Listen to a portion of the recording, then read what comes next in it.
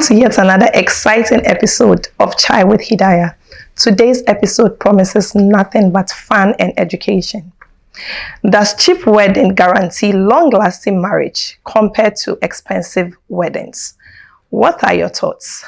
Welcome to Chai with Hidaya. My name is Hidaya, your favorite host. On today's episode, I have this amazing guest whom I'm going to allow you to introduce yourself shortly. Let me quickly acknowledge my proud sponsors. My Beautiful Outfits by JoJo's Vogue. If you want to look this stunning for your big day, girls hangouts, your wedding, anything casual, contact JoJo's Vogue. My Beautiful Makeup by Inner Beauty. My Guest Makeup by Mobade Beauty. If you want the best place for all your rentals when it comes to studio equipment, pre-wedding shots, birthday shoots, mention it. MCB Rental is the best place for you. My makeup product by El Quincy Beauty Store. My stylist by Porsche by Dija. My skincare products by Skin Mechanic Ghana. Welcome, ladies. Thank you. I'm so excited to have you in the house. And I must say, you're looking very, very beautiful. I love your dreadlocks. I think I have to get dreadlocks one of these days. Yes, and I also love your outfits. I think I complimented it when you came in. Yes, and you said you were upcoming. We're going to talk about that later in the discussion. Welcome once again. Let me allow you to introduce yourself. Your name, please. My name is Jifa Hukpoti. Okay, what do you do? Jifa Hukpoti, that's my name. I work with Information Services Department. That's Ministry of Information. Wow. That's nice. I'll see you on that later. What about you, my beautiful lady? I'm Lady Reverend Vera Lynn Irabna Akon Dodu. I'm a playwright. We're passionate about. I'm a CEO of Lincoln Productions. We bring out plays because we're passionate about marriages, relationships, making them work. Yeah. I'm also a fashion designer. What I'm wearing is a proud Simplique design by yours truly.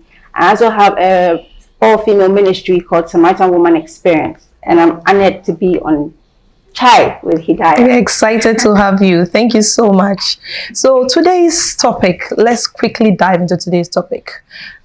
Does cheap wedding guarantee long-lasting marriages? This particular topic, it's very dicey, and our youth of today have this notion that usually when you're about to get married, when you have the simplest of wedding, when I say even simplicity, it's relative when it comes to expense. I am here, my team is here purposely for you to educate us, give us your knowledge on this topic. What is your notion on this topic? Starting from you. And I'll say clearly that I do not think that a simple or a cheap wedding guarantees longevity in marriage or a healthy, long-lasting marriage. And I'm sure that those who believe so hold that notion that if I do it simple, I do it, that without flamboyance, then my marriage will last longer. I'm sure they do so because, when a society where we see celebrity weddings and it's lavish and it's plush, and then unfortunately you hear that some have split. We are also in a society where we see, we can be very superstitious. Oh, they see you, they will wish bad energy into your marriage. So keep it simple. And also, of course, the right understanding that doing a very simple wedding and keeping more of your money to start your marriage life with is the best. I'm sure these are the notions, these are the reasons behind those who think that cheap weddings ensure long-lasting marriages. But it's not so. Because if you have a very unhealthy relationship, it wouldn't matter the kind of wedding ceremony that you have.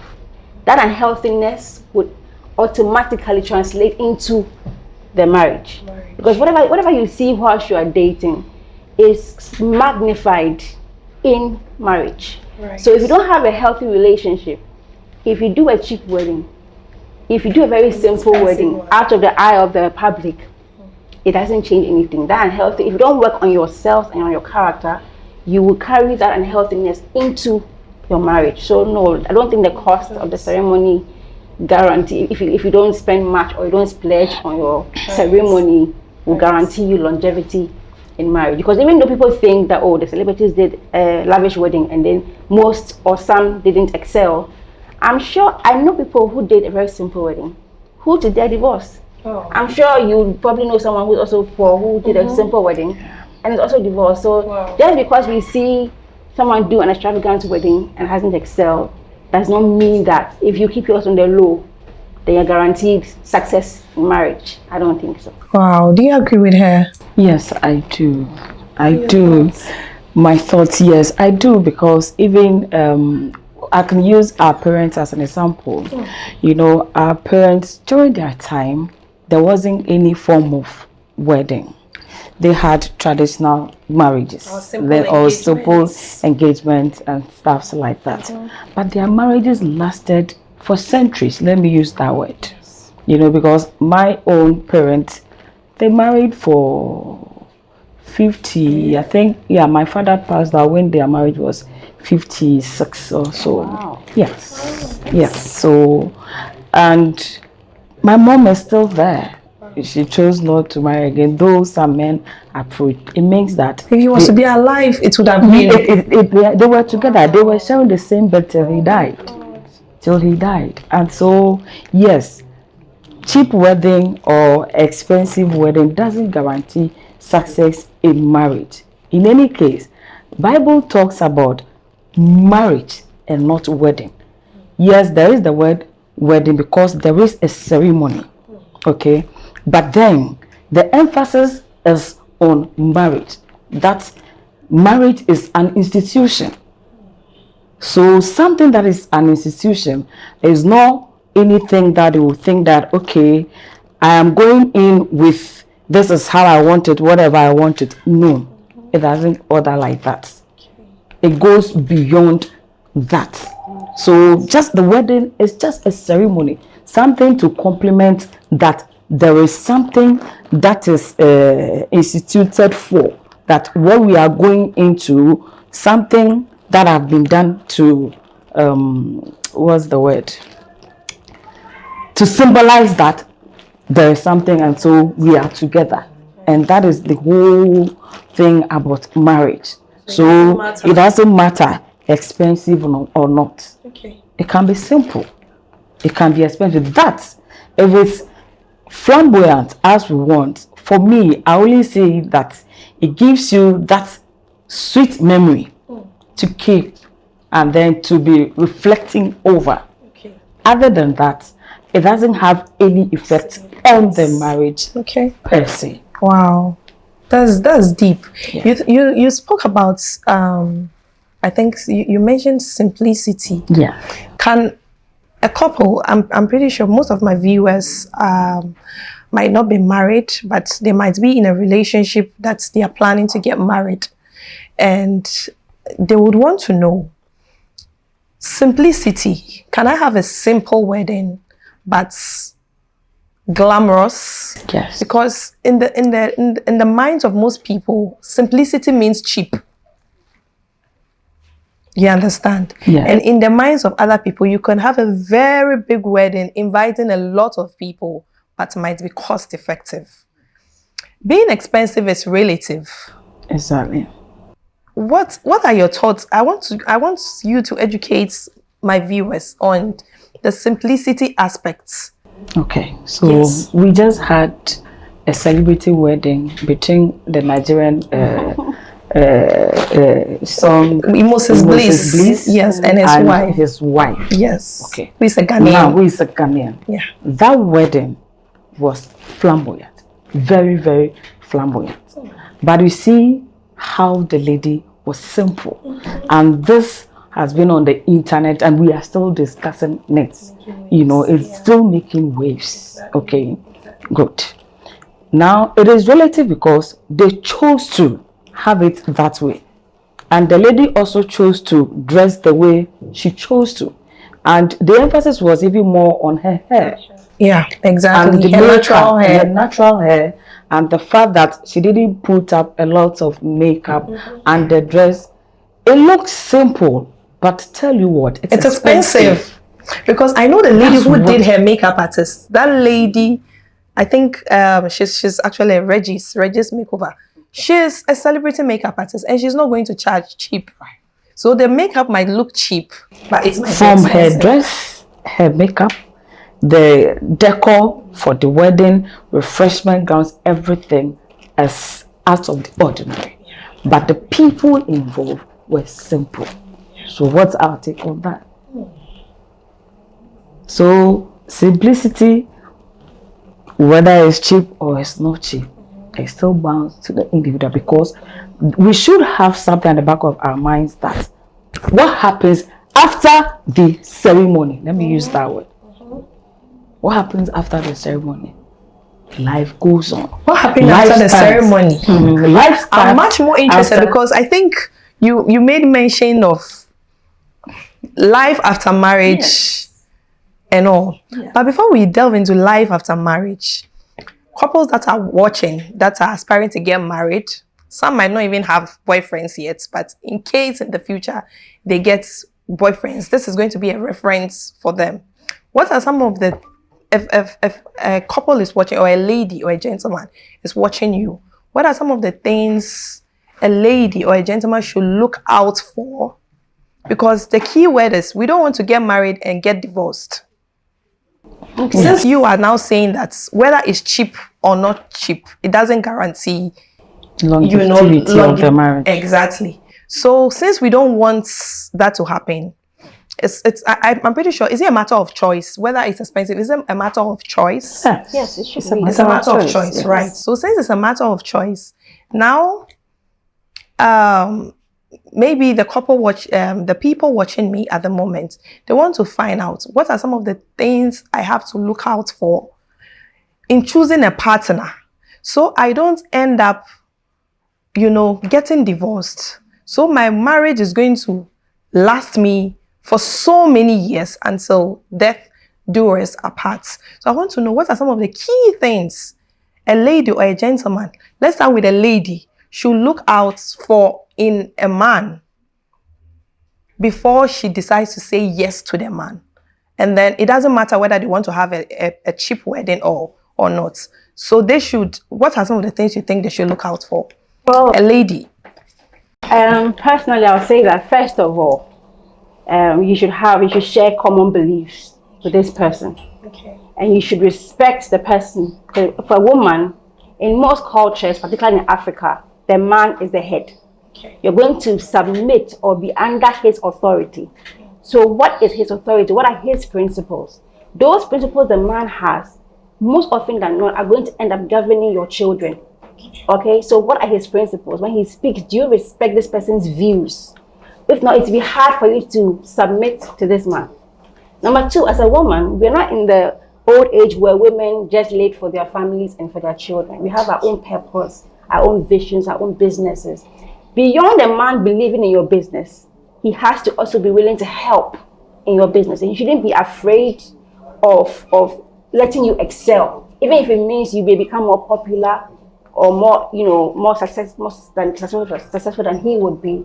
He should be willing to put you out there to say and be proud of what you do.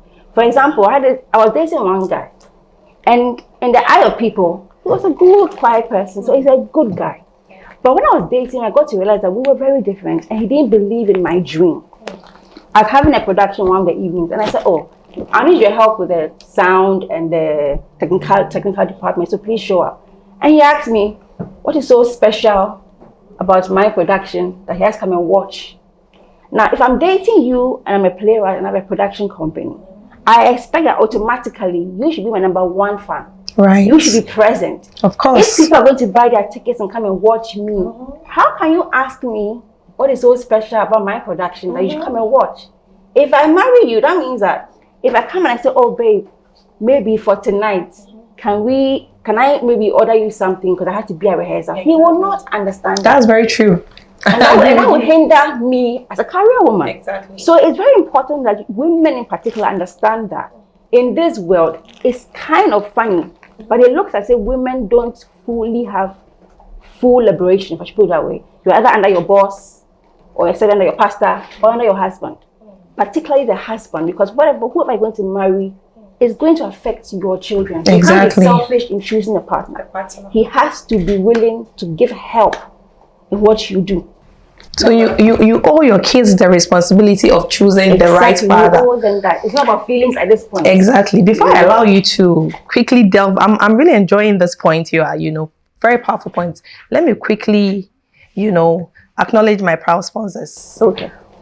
If you want the best place to have your pre-wedding photo shoots, your pregnancy, maternity shoots, anything you are planning of, if you're a photographer, a videographer, you want the best place to rent your cameras, whatever it is that you need for your production, MCB Rentals is the best place to be.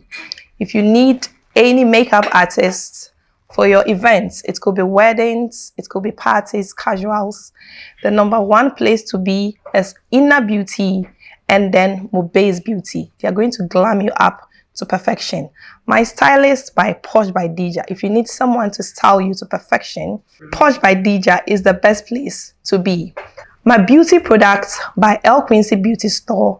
My skincare product. If you want to look this stunning, if you want your skin to look this healthy, Skin Mechanic Ghana is the best place to be. Okay, so let me quickly back to what you were saying. You're talking, I told you to give some advice to young ladies that are coming up and then are aspiring to get married. We don't want them to end up getting married and then getting divorced. We want them to have a long-lasting marriage, whether they are having a cheap wedding or expensive wedding. So you made some vital points. I would want you to continue from there. And then I want you to also give the men, if you have some few, advice for men as well, please chip in as well. So I mentioned that you should find a man that believes in your dreams and also helps you. Right. And also I'm going to add the fact that we are in Africa. So you have to be mindful of the fact that marriage is not only between two individuals. You give a ring and you are engaged and that's it.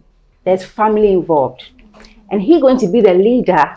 He has to be willing to give boundaries to his people.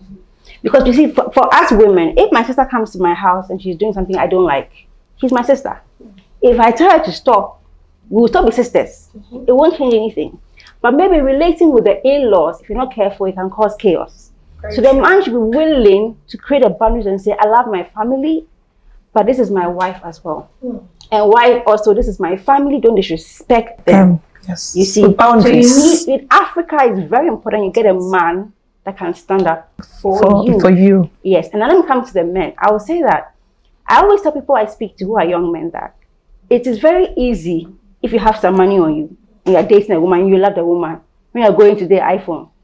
When you're going tomorrow, is some pizza box or something. You want to show this woman that, look, I love you. You must love me back too. Right. However, we are human beings. And there's nobody that if you give a monetary gift won't be happy. Of course. Somehow it will camouflage the question whether or not she loves you. So I'll say to young men, be careful, slow down the gifts for a while so that you get a woman. You need to find a woman who truly loves you for who you are. They should slow down with the gifts. They should slow down. Because Ghanaian men, they abuse it, so don't give the gifts at all. I'm not saying don't give it at all. I'm saying maybe hold on to birthdays. Okay, special occasions once in a while. Right. But if you flag the relationship with gifts, that becomes what she married you for, and not who you are necessarily. And number two, I'll say that you also have to be sure she's a helper. That's why you have to know early in life, before you even set on the course of marriage, who you are as a man. What is your vision? What is your purpose? Because I was once dating a guy, and when I was dating him, I realized that I said, if I was going to be his helpmate, I didn't really have much to offer him for his purpose.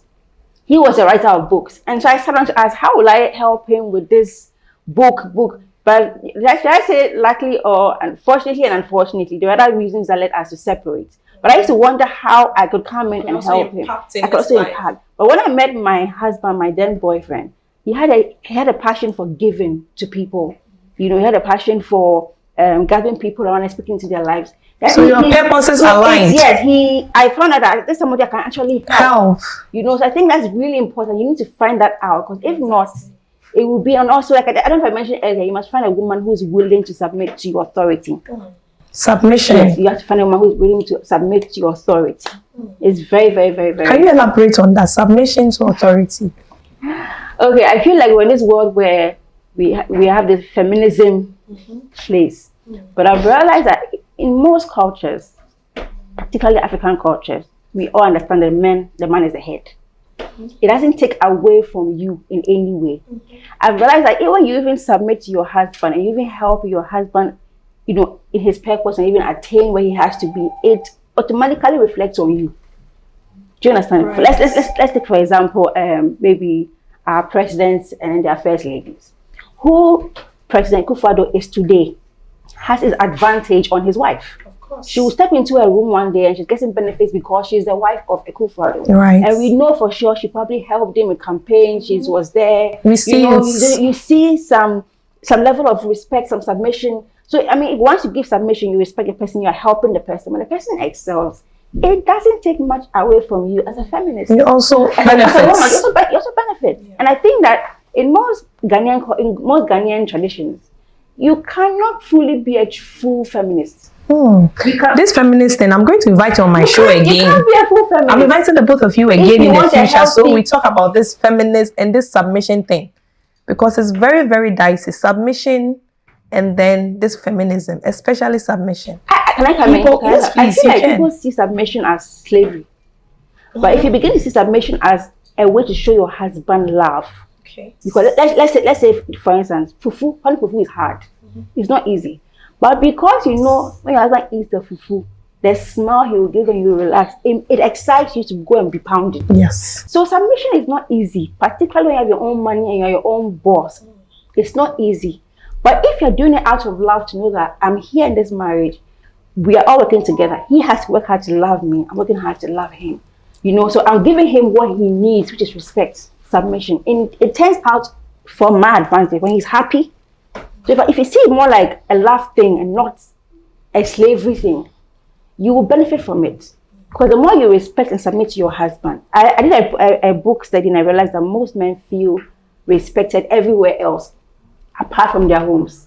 You go to their churches, people hail them. Oh, you go to office. Oh, you're doing so well. About to come. That's very true. Or you come to the house and they don't want to be at home because the wifey thinks I'm a feminist. You can't come and tell me what to do. It's a power struggle. But if you get that right, I'm telling women today, it comes back in your favor. Your husband is happy and going to ask for money. Don't be you don't have to go do PowerPoint. You say I need the money for this. It comes easy because he's happy with you. His heart is gladdened with you. So it shouldn't be a slavery thing. It should be more of a love thing towards your husband. And what about the men? If your wife, what are you going to tell the men also? If their wives are being submissive, how should they also, you know, what's some of the feedback they should give to their wives?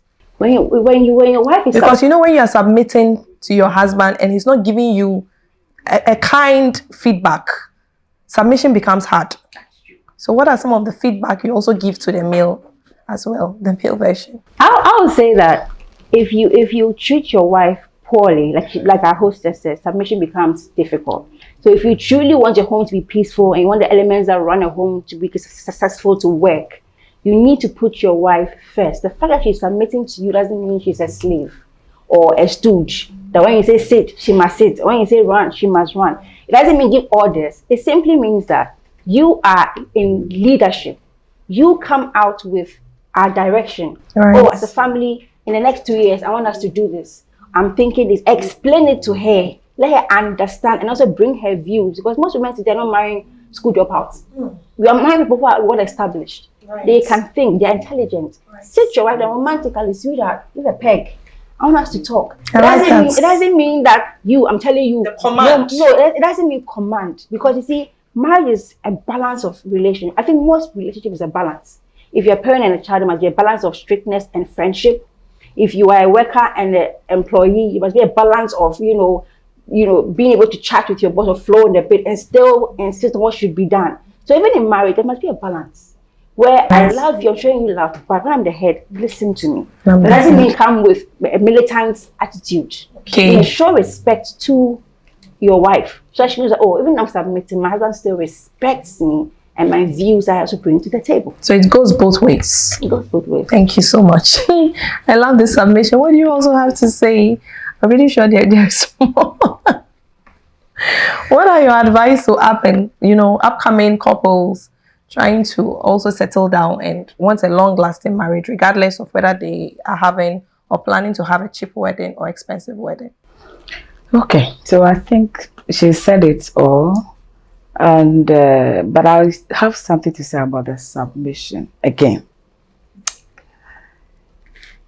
Submit because the Bible says so.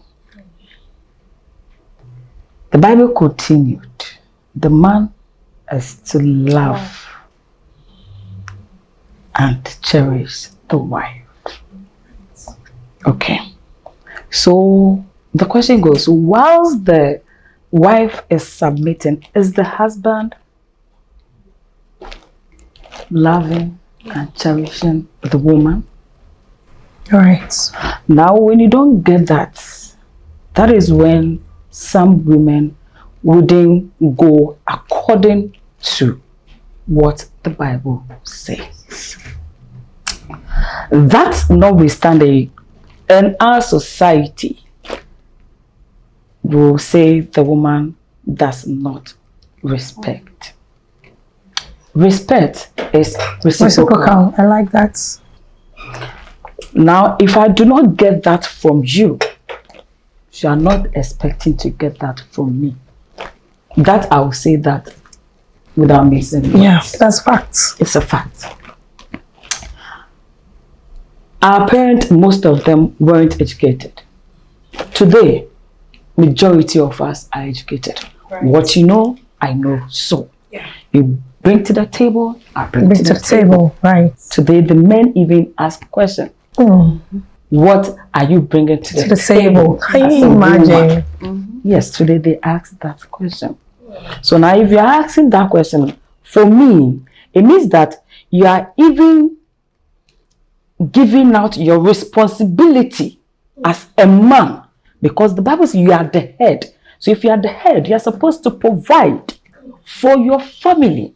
Now, if you are not able to provide for the family and you want your helper to help you, it means that it's a shared responsibility. Right, I love that. It's a shared responsibility, so we have to share everything. So give me that respect as I accord you as the head of the family. Because you are the head, I am the helper, which is the neck.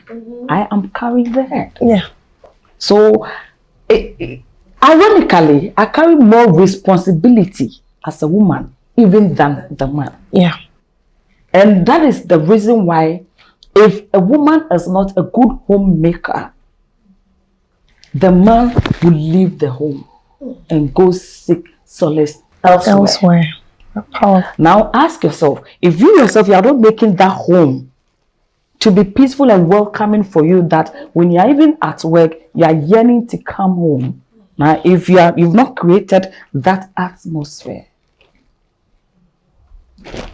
it's fault. Whose fault? We tend blaming the women, but no, it goes like that. So the men have a lot of work to do when it comes to that. And if I've realized something in our society as well, it looks like the girl child is groomed purposely for marriage and for submission. Whilst the boys, the men, is it not the women? So they feel because he is a man, he's the head. And so we end up seeing most men that are, I don't want to use the but, they are not living up to expectation. Let me just use that word. They are not living up to expectation. And so it has pushed everything to the woman. Huge responsibility. Huge responsibility. Huge responsibility. And so the man have to up his game. So if the man doesn't wear his trousers, the woman will be forced to wear the trousers. Yes. And that is it. In most homes, it's like that. That is why divorce is in the high now. Because the man is not doing something and the women are doing it because society have pushed them into some marriages that they are not supposed to be there, but they are there because we should marry. And so they are married. Have to marry. Yes. So they are married and they are suffering. It's funny about, she's saying she's really pointing out facts to some extent, because you see, she was quoting the Bible and how the Bible says submit and love. Now, if you look even in Genesis, when God was trying to curse Adam, when God cursed Adam and Eve, God said, "You will till the land, and you will bear children in pain." Now, the land that's supposed to be tilled by the men is being tilled by both man and woman. At the men, you know, you get what I'm trying to say. The curse for the man is not being kind of shared. Exactly. By the woman. Because it's really funny how you come into a domestic home these days and you realize that when a man is even, you have babies, maybe you have children, and the man is trying to help you, he feels that he is helping you. Meanwhile, you are not helping the wife. You are raising or helping our child. But I don't want to sway much from the topic. That's why you didn't go deep. It is really a topic that should be fully. But it should be. I mean, it's something that's we have to actually talk about, because that is what marriage is all about. Yes, it's a shared responsibility. It's supposed to be shared responsibility. So I want to find out. You know, divorce rate it's on the high, not just here in Ghana, but worldwide, especially in our African countries, where people, like you said, regardless of whether they had cheap weddings, some even just went to the courts, they went to just sign, but after a few years or few months, they end up not being together, meaning they didn't do their homework very well from the onset. What are some of the questions you have to ask your spouse? I am ready for marriage. I met this responsible gentleman who wants to wed me and make me his wife.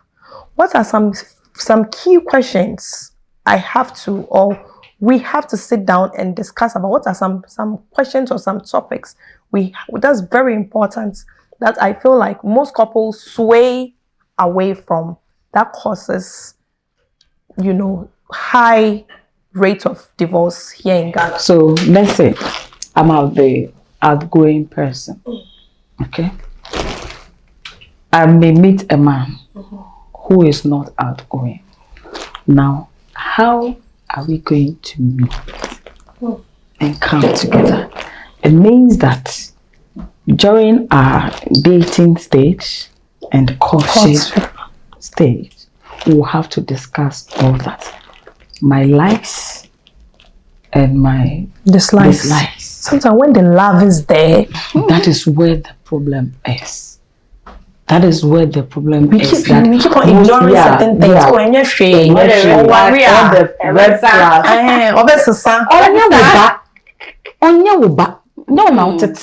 And so on to me, sister. Yes. We are adults. I'm grown. He's grown. You may learn to just compromise on certain things, but change is a no.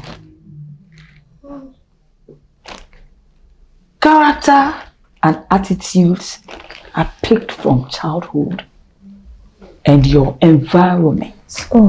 Now tell me something that is picked from childhood and your environment. How can you do away easily with that? Can you do away with your favorite food, TZ? Do you like it? For life is for life. You see? You can't. Maybe I may want to compromise. I don't eat fufu. Now, if my partner eats fufu, I am pounding the fufu because he eats fufu. Now, I'll have to accept the fact that I am ready to be pounding fufu for him. So that is the compromise. You have to be ready. Yes, you have to be ready. And accept it. And accept it. So these are some of the things we have to be discussing. Not say that I will change so that you would love what you love. What I love. No. No, it's a no. Okay. You have to understand that you need to compromise that. Okay, he loves fufu. So even if I don't know how to pound fufu, it means that I have to learn how to pound fufu and pound fufu for him. Now, if you agree and he is available, he may help you pound. If he is not around, you should ask yourself, so if he is not around to help me pound the fufu, am I ready, or will I be ready to find means and ways of pounding the fufu down before he gets home? Do we discuss these things? It's something that should be discussed. Yes. Most couples don't get to discuss. Yes, because you see, our problem as women is the Bible didn't tell you to go and love. It's the man that they say you should love. And you'll be making the mistake of loving. That is why we are always hurting. God knows that when you love, in fact, you will die. And so He wants the head to love you. You have decided to go and love Him. No. You should submit. You should submit. That is you. And let the love flow. And you enjoy it. Wow. Now you have turned the thing down, so won't you suffer? You suffer. You suffer. You suffer. Okay, can I come in? I feel like since this is we're talking about life after the wedding, whether it was a costly wedding or not, and we're talking about the healthy marriage, I wouldn't want to skip on the question, discuss sex. You need to talk about it. There are a lot of relationships that are suffering because of sex. You need to understand how your man sees sex, and the man needs to understand how his woman is going to see sex in the marriage. Hey, in our African setting. I'm not going to repeat the words of the pastor who is trending now. I will not say feel it and hold it and be sure of it. I won't say that. I won't say that. I will say those ones, the physicality of it, get into your bedroom after marriage. But discuss it. I remember having conversations with my boyfriend, who is not my husband. Then I used to tell him that, look, I know myself. One of my love languages is physical touch. So I love that. So as for the foreplay onto the main game, it's very important for me. As for the foreplay, you would have to do proper foreplay for me. Don't just rush into it. So before marriage, he knew that the woman is married. Most people even forget, like you're saying, you know the person, and I'll come to temperament. I'm a sanguine. Sanguine they are feelers. They feel. So once you feel, people forget that, in the feeling, that means I'm romantic. Right. But also means when I get angry, I also get angry. I'm also passionate. Passionate about everything comes with passion, even the anger. So in the bedroom too, I'm passionate. So you have to be, when I'm giving you laundry, I'm giving you bedroom music display, I'm giving you excitement, you should flow with me. Don't be rushing to go and score a goal. Right. That's number one. Number two, I would say that most people also struggle in marriage because they don't understand the essence of knowing your partner's love language. Love language. If I love that. Going into the marriage, speaking a different I've seen something when people are dating, they speak almost all the love languages with their partner because they're trying to woo the person. So when they come, they're spending time with you. When they come, they're bringing you gifts. When they come, they hold your hand. They're trying all, but you have to know which one in particular touches your partner's heart. When we're dating, like I said, we're all in love, butterflies in our stomach, so we're doing everything. But I'm a words person primarily. So I wake up at dawn, I'll tap my husband. Words of affirmation. I'm 10 hours, so I'll tap him, I'm like, babe, I love you. And I'll tell him he's going to be like... You look at me like, I'm telling him 6 p.m. news, like, what's happening? You understand? But when I do things that I feel like, as my wife, my responsibility has come, laundry is done, the man is excited. When I lay the table with special love language. Acts of service, which means that I can give him word of affirmation for 15 years. And he's just going to be rolling his eyes. What happens with love languages is similar to fueling your car. If you fuel your car in bits, it can take you, but one day it's going to break down. So it means that if I don't get to, assume I'm married to you and your love language is receiving of gifts, I can give you the language words of affirmation. You won't get angry. Which means that you still be lingering in the marriage. Exactly. You're starving. Not being feel emotionally. So if there's a mistake and you get close to someone who is filling you up emotionally, then divorce becomes an option. So you need to discuss what is your love language. How do I bring this love language to you? It's also what I want. Beyond that, I'll talk about an apology language. People are hurt in marriages today because they're carrying hurts from even the first year of marriage. That they think that partners didn't fully acknowledge that they were hurt or to say, I'm sorry for. They're going to make reference to probably their wedding day. Something happened. I'm telling you. 5 years, 10 years, and they will remind you. And it's still in my heart. Maybe the guy has said sorry, but maybe the woman's apology language is not just to say sorry. You must now say, if growing up, when she's playing in her household, when her sibling offends her, the parents will say, say sorry, explain to your wife, your sister why you did that. Then she expects that. Because that's how she grew up. So when you come and say sorry to her, you don't mean it. You're just saying it for.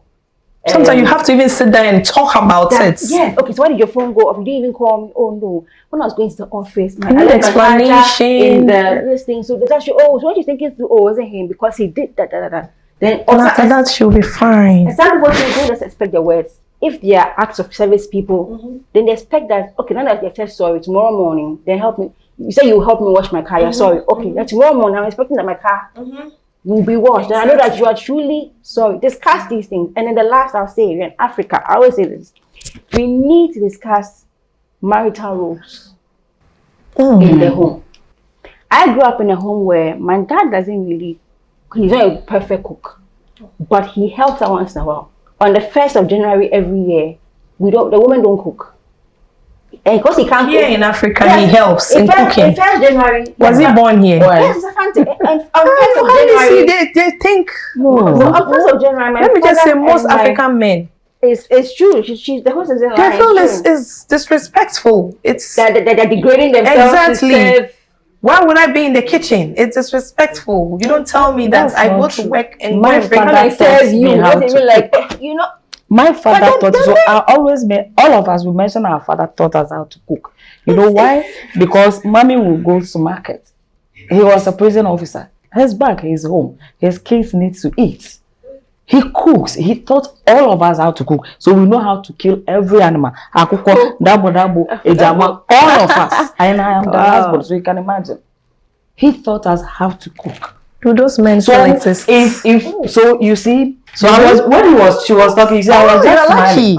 I was just smiling. You know why? So me, coming from such background, I am expecting a man of that nature. Now, the sorry language, I fall within that. You know why? Because you have to say sorry and allow your sister or brother to talk and explain yourself why they did that. Now, I broke up with a guy because of this. When you are talking and we are arguing and he is angry, it's okay. Then he will cut the call on you.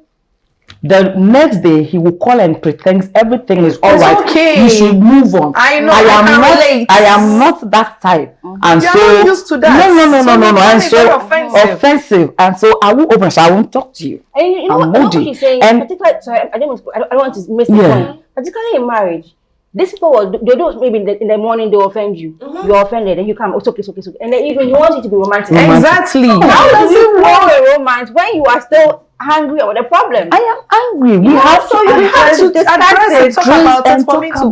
Because it's okay. Whatever we are doing in the evening comes with the emotions. For us women, for them, I don't know how the process issues. So it's also one of the reasons why divorce is apology language is very, very important. The marital rules, like we all shared, you need to discuss. Okay, where I'm coming from.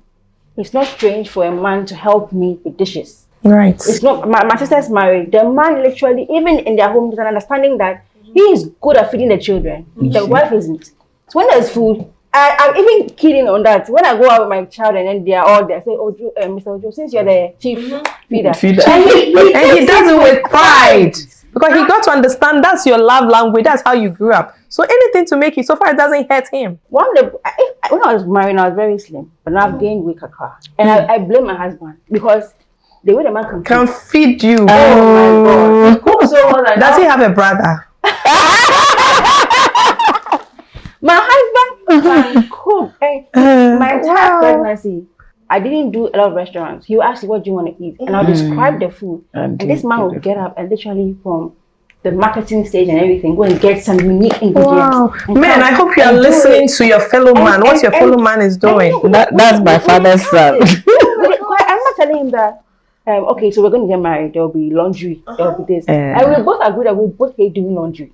Right. We both agree. So then the argument came, okay, so now it's going to happen. So see, marriage wasn't seen as the old time slavery. We're entering into partnership, where in the partnership, I'm still going to respect you. Still going to honor you. But how do we run the home together? Do you know, so I'm late for church or something. Once I'm ironing her clothes, he's packing her lunch bag.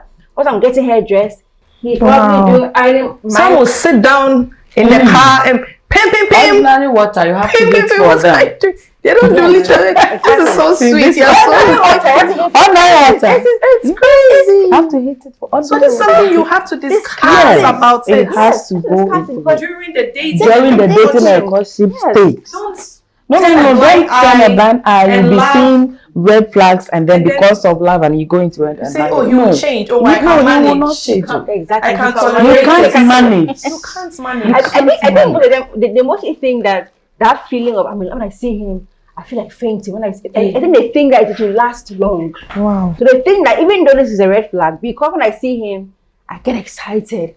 I want to, you know how in the days when people see I know, flags, they right? do- and all those things, I think they think that will flow through, but then that feeling, that euphoria you get, it doesn't last long. It doesn't last longer. So after it's gone, then the red flags become blue Real red. red. Okay. They become, it's not even orange. They become red hot. Wow. Because now those feelings that were covering up for the red flags, They are gone. if Now it's you are sex that faced you're with having and you're so reality. excited about the sex, the sex, trust me, in marriage, I bet for no. dancing. It's not as exciting No, as it sounds. you get what I I'm feel saying? you. It fluctuates. One day it's very exciting. Another The next day day it's just ordinary, off. it's normal. So if you're going to just follow that and ignore the red flags, you are in for chaos. Although you may have a cheap wedding. So these things you have to ask them, cheap wedding or not. Cheap wedding or not. Let me quickly go on a commercial break and we'll be right back.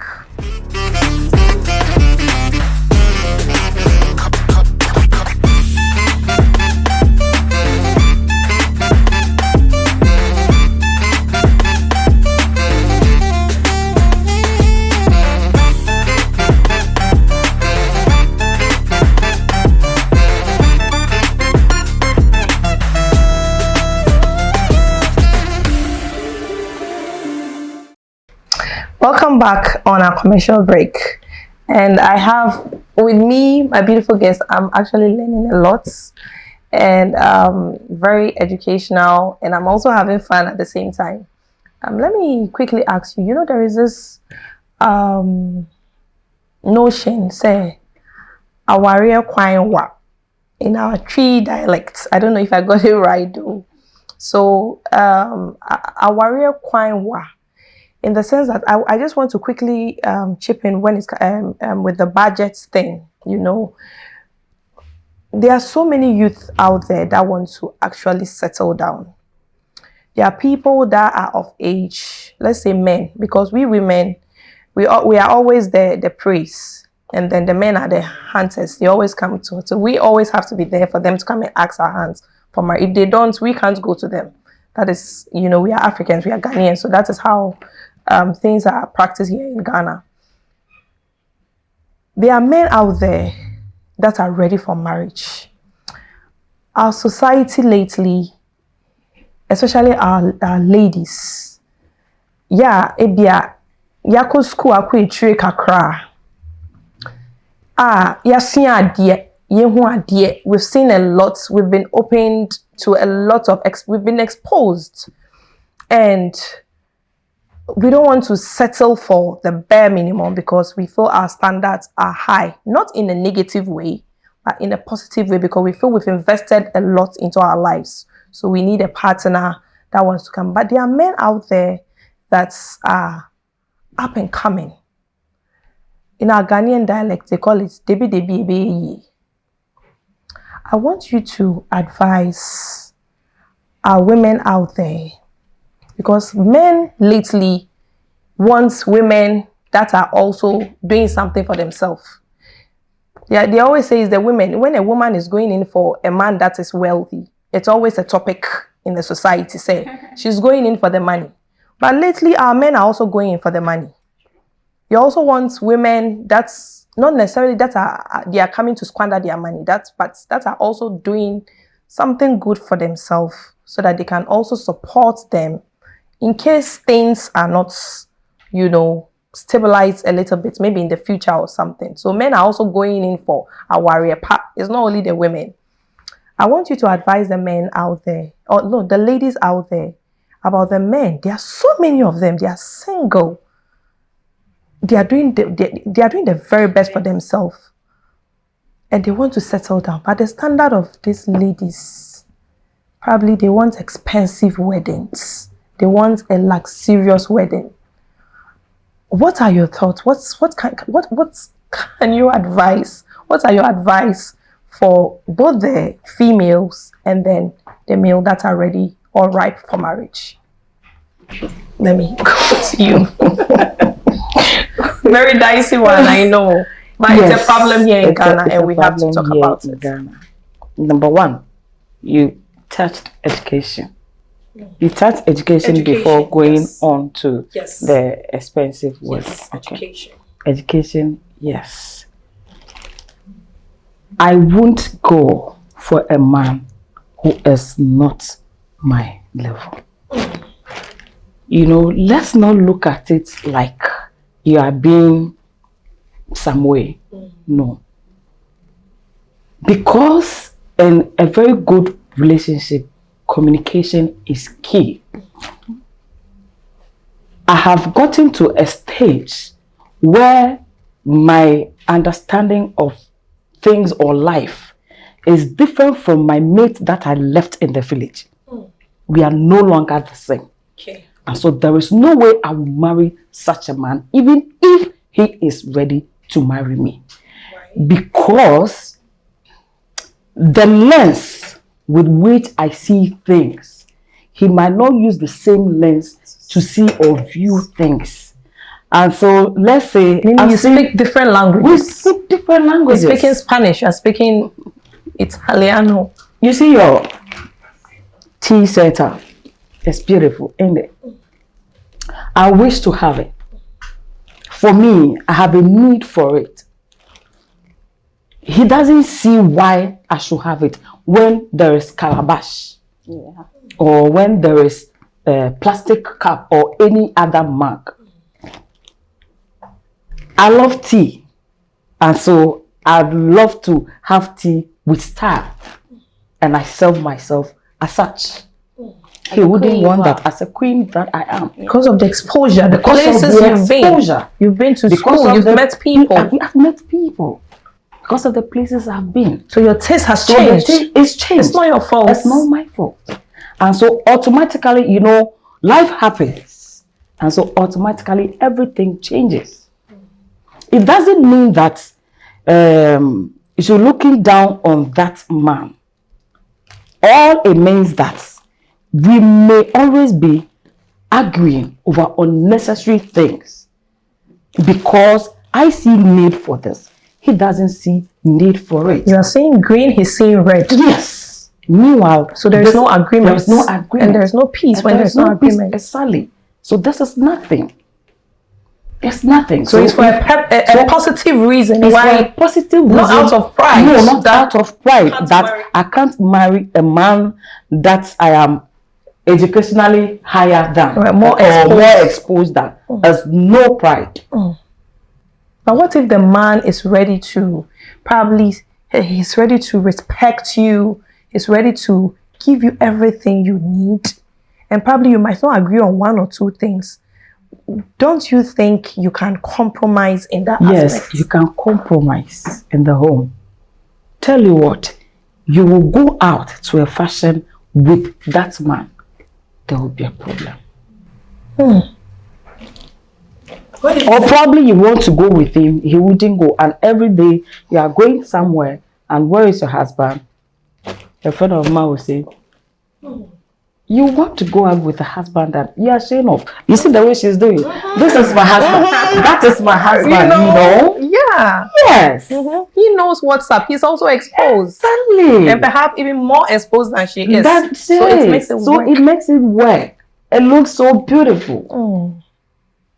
It is not his fault, or it's nobody's fault that has not gone there. Something happened. He got stuck. Now there are those that will also push themselves after years of being there. You know, that is also a different. The one that is also ready to learn or go back to school. But there are those that... Can you wait for the person to go back to school? Why not? Hey. Why not? If the means is there and he's ready, you know, if you are willing, If he's willing to go Yes. back to school Yes, if we are willing. to get the education, Communication is breaking a lot of marriages or relationships. Because this is what I want. He doesn't see why I should get that.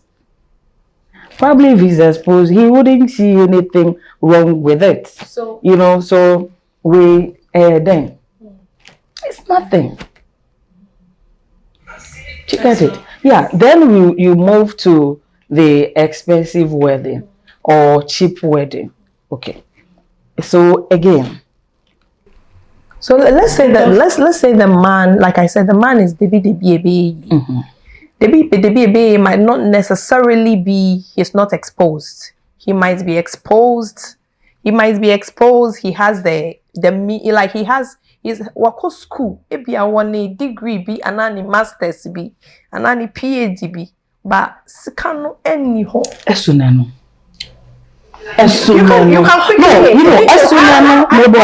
I think that we're in a generation where, that one is different. a generation Yes. where Okay, although we claim we believe in God, some of our decisions show that we don't have faith in God. Let me explain. Like I was saying, maybe he's not at the same, maybe at the same level with you, but he's not as he's exposed as you are, but maybe he's not wealthy Yes. enough. So he's ready for probably a 2-bedroom house apartment life of marriage.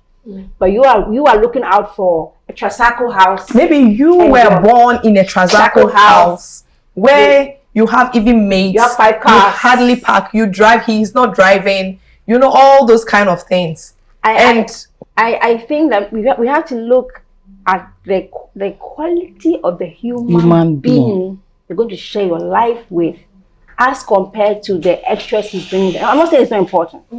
I'm not saying that is the Debi. Yeah, so she's I'm not saying that baby. overlook it. I tell myself, when I was single, I told myself, look, I'm a gold digger. But the gold I am, which is fine. no, let me explain. The gold that I'm digging for, it is not what they do at surface mining level. They don't dig down. Me, I'm looking at you, the gold on your inside. I will bring that gold out. When I was married, this is my husband. He wasn't at the level he is right now. And I told him, babe, if you're not a rich man, I won't marry you. And I told him that what I meant by that was, Rich I in saw heart. the man, like you're saying, his potential. He was loaded. When the man speaks, wisdom is in knowledge. The guy is bright. I said, oh, does it mean that if maybe for now, what I was expecting, maybe he's not there yet. It wasn't like he was down on the floor, but what I was expecting, because I don't know what is Kaka. Of course. What I expect, maybe he's not there yet. Maybe, oh, you get it. But does it mean that I let him go with all the gold on his inside? No. This man is gentle. Playwright. When he met me, I was a playwright. Okay. Oh, he called. Are you on Facebook? Let's put you on Facebook. Let's do that. You see, always challenging your mind. So I'm not going to let this gold go for surface mining. No, I'm a gold digger. But I'm not looking for surface gold on the Rolex. Surface gold, you know what they do? They look at you, look at the shoe. Okay. Check. Look at the watch. Check. Looking at the pen. I like that. Okay, check. He's a 1. But that's the surface. Do you know what is beneath? There are a lot of people who are sitting in Prados today, driving all the way to Kumasi, and in the car, they can't even talk together. There is cold, some tension between them. But there are people who are in Picantos, and in the car, they're having and like I always say, if you choose a married partner because of you alone, you are selfish and you're not being fair to your children and the next generation. The person you're going to marry, if he has all the money and his belief system is not the right one, that belief system is going to train your children. That system will run out even to your grandchildren, because they will spend time with their grandparents. So instead of being someone who's looking for immediate gratification, sometimes we should welcome delayed gratification, so far as the person understands that to be a man, like you said earlier on, you must be willing to take up the leadership wheels and push yourself. You don't just stay there stagnant. Today they ask most of the young men today, you ask them, what do you want to be? Oh, I think I want to be a businessman. The next 2 days when you come and ask them again, what do you want to do? Oh, I think that I want to go and do medicine. The next 3 days, I think I want to be a rap artist. Who do you want to be? Focus, push So through. indecisive. Yeah, so indecisive. No, the women are juggling a lot. Some women are CEOs of 2 or 3 businesses, pushing all together. And the men are I'm sorry, but I don't mean to be hard on the men or sound. No, if if you are supposed to be hard, be hard. But don't just sit there and say, "A man na wabano, sika kwa na mupe." And I say, "Kaya bone." Meanwhile, you are looking for women that have sika. So what is wrong if women also like money? So I'm saying, you're building yourself in every other way. Pick up yourself too. If you already have a diploma, go for a degree. Have a degree, get a master's. Because when the time we're right now, very your degree is nothing. So men, pick yourself up because you have boys. What story are you giving your sons? What should they look up to? Should they wake up to a marriage where only the bad guy is pushing and fighting for the family? No, you want to be respected, then pick yourself up. So I say balance it. Women shouldn't only be looking for the good on the surface. The men too should pick themselves up and be a par with today's woman. Be a par with. Do you agree with her? Yes, I agree with her. And then as she said, you said what? And the tree says what? Our real quine. Yeah. Our real quine. It is true. So in Ewe, we said a straw, so straw meaning studying each other. So how well do you even know each other before agreeing to go into marriage? Right. How well do you know each other? How well do you know each other? Before agreeing. Now we marry, even in marriage, you go in before then you are handed a certificate. Which school do you go that you have a certificate before you start class 1? It is only this institution called marriage. But when you go to school, you have to finish school before you are awarded a certificate. But this one, you've had your award before entry. So how well are you, or how prepared are you to enroll in that institution? It's a big responsibility handed over to you. Like it's one load that you are carrying in your hands with some bliss, but you don't know what it entails. We don't. That's true. We don't. I agree with that. Let me quickly ask this question. Very, very important to me. It just narrows down to exactly what you just mentioned. In the case where a young man, like you mentioned, who is done with his degree, is powerful and all, but probably the means is not there, and probably wants to settle down with a lady that's probably, you think it's always advisable for a man to marry a lady that is doing more than he's doing? Is it advisable? That one, yes, because he's had some form of formal education. From statistics, most of those marriages doesn't last because the woman is doing better than the man. We are living in a society, a Ghanaian society, where naturally men have ego, but I think Ghanaian men, their ego, it's God created it. It's very special. It's higher like Mountain Afanja. That's what I always say. And they have this, every man wants to do something. He has that. God created men special that if they are able to provide, they are providers. They were created to provide, whether they like it or not. So when you are restricting them from that provision, it's not like they have it and they don't want, but nibi. And you as a woman, you have it, and you are supporting him from a very clear mind, not to rub shoulders with him and you are not providing and I'm the one give, with a pure intention. But the man feels uncomfortable receiving that support from, usually majority from statistics, those marriages doesn't end up well. Should it be so? How should couple who find themselves where a woman is making it more than, how are they supposed to sustain such marriage? It's still about communication. Communication. Yes. So if you both agreed with Beth, okay, I'm there, he's here. It's okay, a little push. He'll be there. I know we are talking about their ego and ego. As a woman, would you be comfortable? You are always being the provider. At a point, ombre. At a point, we are human. You were the same person who said yes. What you allow is what will continue. Yes. So if you know you cannot continue, so it will continue to communication. If you know you cannot, don't start. Nipa who wafuno. Yes, if you can't, don't start. I mean, that's my issue. But if you are sure you can, go ahead. That is you. But you are not expecting the other person to be you. Do you agree with that? I would say that this like we said, most men because of their ego problems, they can't stand that. Okay.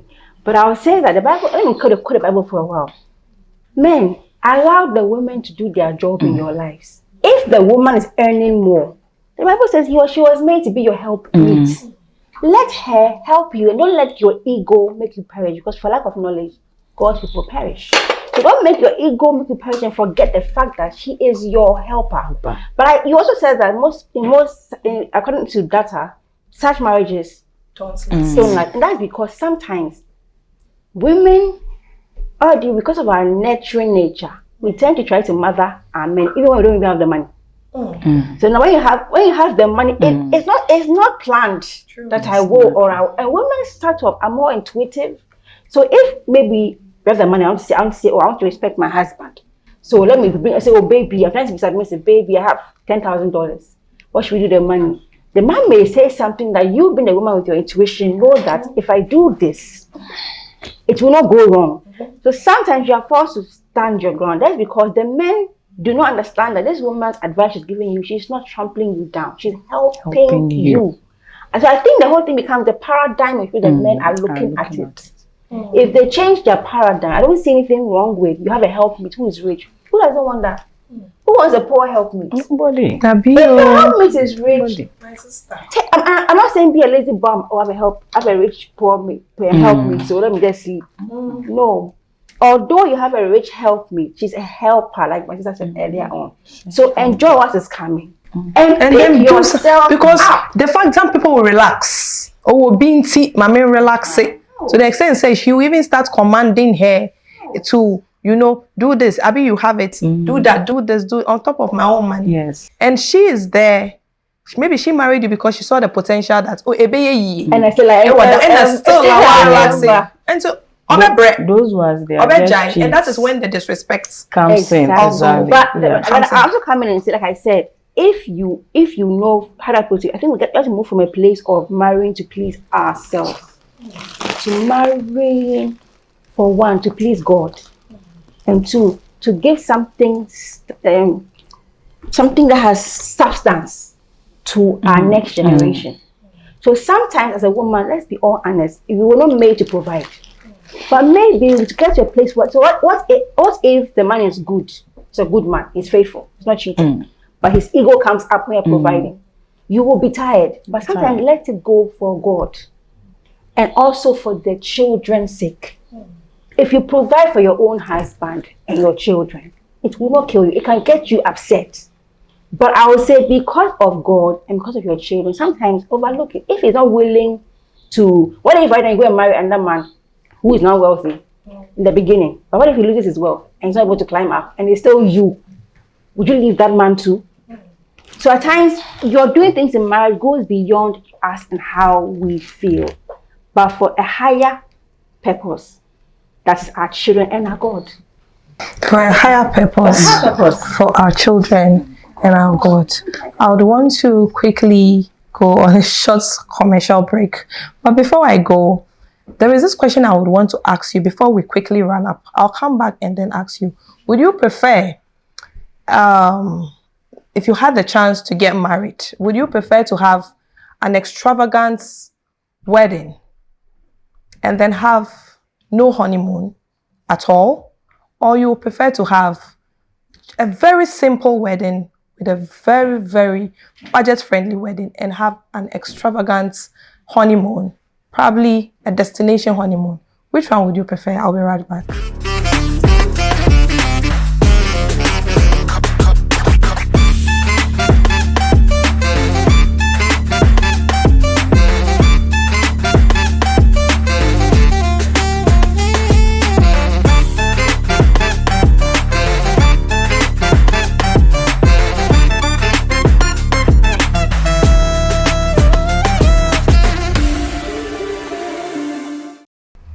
Welcome back from our commercial break. Before we went on the commercial break, I remember asking you a very exciting and interesting question. What's your take? Which one would you prefer? Personally, like I said, I'm a sanguine. Okay. Sanguine like the crowd. The crowd makes us excited. Right. And I said I also like physical touch. It's one of my love languages. So personally, for sanguines, I think I can boldly speak for all sanguines. Okay. From a very early age, because we are feelers, we are thinking about how our wedding will go. You know, it has to be exciting. People must come. They must cheer you on. You know, and it just makes you happy. It makes you happy. So I feel like if it is your desire and the money is there, I would choose that wedding over the honeymoon. Because for me, a feeler, the honeymoon is for me and my husband. Okay. Wherever, at the end of the day, if I want to have some kind of excitement with my husband, it doesn't really matter where it is, in my opinion. So you choose I would choose a luxurious wedding if you can afford it. I mean, why not? Why not? And then I'll keep the honeymoon private. I can even do it in the house. In the house, you don't mind. Of course, I get my dream wedding. What about you? Oh, okay. My sister. Very dicey one. Which one would you like? Be very honest. Fortunately, we fall within the same category. But do you think alike? Yes, because she keeps saying something. I decided not to mind it, but I am. Okay. I am. Okay. You see, so I love beautiful things. Okay. I love that beautiful lifestyle. Wow. Yes. And so, yes, if the means is there, why not? Why not? I will have it. And have a very simple honeymoon. We can still have a beautiful honeymoon. So the memory, it's all about the memories. For me, it's all about memory. Okay. You know, on my 40th birthday, I took my friends to Qatar, somewhere in Volta, to celebrate my birthday. When I was inviting friends, they didn't see the idea of traveling from Accra because everything is in Accra. I told them, look, it's not all about Accra. Sometimes you need to get away. So imagine having a partner who doesn't really resonate with you. It's going to be a problem. That's what I was. Yeah. So the memory, and after that, they keep calling. Yes, they want to know. You know, when are we going back to Qatar? When are we going to have? So for me, it's all about the memory. So yes, I would love to have that wedding if the means is there. If the means is there, still not there, I will choose to marry. Okay. But in the future, if we get it, I'll do it. Why not? I love that. So your final words, and I want you to quickly chip in, you know, in regards to expensive and then cheap wedding. I would want you to quickly chip in with the expensive wedding. If you can, I remember you saying if you can afford it. Affordability is relative. So if I have $1 billion dollars in my accounts, or my partner has $1 billion in his account, and probably he decides to take a few you know, thousands of Ghana cedis to sponsor. In the eyes of someone who has just 10,000 Ghana cedis in his or her account, the person might think like, you're spending too much. This money can do something for you after marriage. Well, you know, we all here. Meanwhile, the people who do this grand wedding, we don't even know how much they have in their accounts. But we, the backbenchers, will be sitting down advising them that money can use. But meanwhile, they maybe have maybe more than enough. So what advice would you have? Because peer pressure is very rampant. So people will think that is their last kobo they are using for their wedding. So let's also use our last kobo. People even go ahead to borrow just to make sure they have that lavish. I would want you to finally wrap up with this, you know, idea or narrative when it comes to marriage. There is life after marriage. Some people will say, hey, my wedding after marriage, God will take care of it. Is it advisable? I would want you to wrap up beautifully. Then we can end this exciting episode. What's your take? Let me start with you. 2015. A friend of mine wanted to marry, so they bought everything, they were ready, and the lady's family says dinner, and at that time the dinner budget was 3,000. Today 3,000. Those days we would say 30,000. So today is 3,000 for just the dinner. The guy had the money, but he didn't see The reason for spending that money on dinner when there will be wedding reception. There will be a reception after even the wedding, the traditional marriage. And so why that? Okay, I don't have problem. If your auntie says we should do dinner for that much, are they helping or not? If they will help, I mean, I don't have problem. But if that money will come from my pocket, don't forget about it. They never married. Yeah. It didn't happen because of 3,000 CDs. That's that. Yes, it didn't happen. The lady is never married today, but the guy got married to another woman. Yes. Seriously? Yes, that's why I keep hammering choices in life. Choices in life. If the means is there, yes. Some will agree to do it. Some will not. So some will have the means, but they will say no. But they will still say no. They will still say no. Yes. It didn't happen. So your final words? So my final words. Expensive or not expensive, there is a ceremony. That is the basic, and that is it. It's just a symbol. It's just something symbolical, something to represent that there have been something to bring these two individuals together to be joined in holy matrimony. And that is it. So, expensive or not expensive, that is it. All we need is there is a ceremony. It ends there because life happens after marriage. There is more to it than the noise, the merrymaking and all of that. It is beautiful. Yes. I'll still say it because of the lasting memory. But if you don't get it from the beginning, during the marriage, when you are aged together and God helps that you both are still together and the means is there, I mean, why not? You can still have it, and even if you can go and have it in the moon, nobody will stop you. Why not? Why not? Why not? Thank you so much for your powerful words. I would say that you're marrying each other. The marriage is for you two. So stick to what you can afford. Like you said earlier on, if you're going to compare yourself to your friend, maybe your friend had a budget of 10,000. Do you think because you also have a 10,000 in your bank account, you can do the same? But maybe the opportunity cost for you will be different because as you are married, maybe you have younger siblings you still have to take care of. So you don't compare and follow the trend. Like we said earlier on, doing a simple wedding doesn't mean cheap. So sit down with your partner. You all have the things you were all looking out for in the marriage, in the wedding. If for my husband, he was particular. I'm wearing an ivory suit. I'm not switching it up. So he went around looking for an ivory suit. If it means that much to him, buy the ivory suit.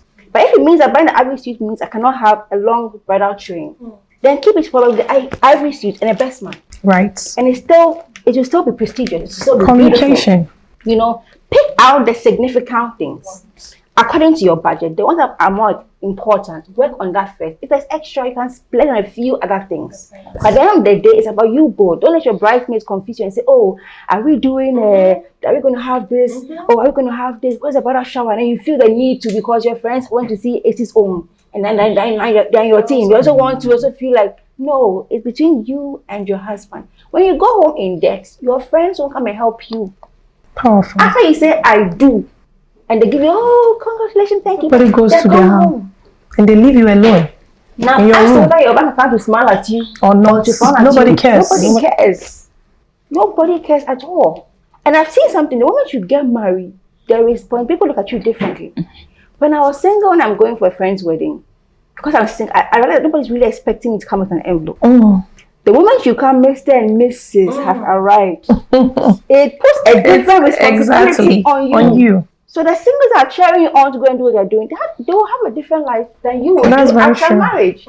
So think about the two of you. And let me speak to my women because I know myself. We have all our dreams, colors, and want to do all. But we're here to help the men. We are helpmates. Let's not overdo it. And let's believe in delayed gratification.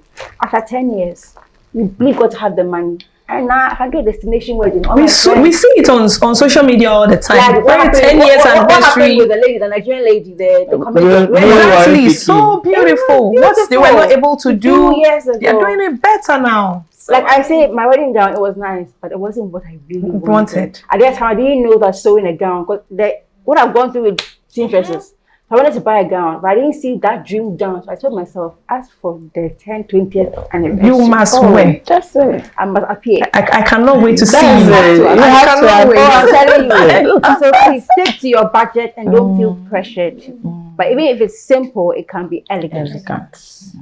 Thank you so much for your words, so powerful. I enjoyed today's show, and I'm definitely going to be inviting you on our show again. But I want you, do you have any socials? I think you already gave us a little bit. So can you, if you have any socials, any number you want us, what you do, you can, let our viewers know in case they want to. Okay, so on Instagram, my female ministry is Samaritan Woman Experience. Okay. And the fashion handle is Simplique. That's SIMPLIQUE by V. Okay. Yes. I need to rock one of your outfits on one of my shows so that, because I'm loving what you're wearing. Very, unique and beautiful. What about you, my lovely lady? Well, I am Mamaga Seva on Facebook. Well, I do cook on the side. I love to cook. So. I love to eat. Okay. So what do we do about it? For you. Thank you. Yeah. So you call me whenever you want to. You can order and then I'll. Is it on a large scale? Large scale, small scale. Yeah. Some you don't like. You probably you don't have time. I don't have time. Yeah. So I cook for you and you stock in your freezer that's and nice. I dish them in bits and pieces so that you wouldn't bring everything out to tell. Your number, please.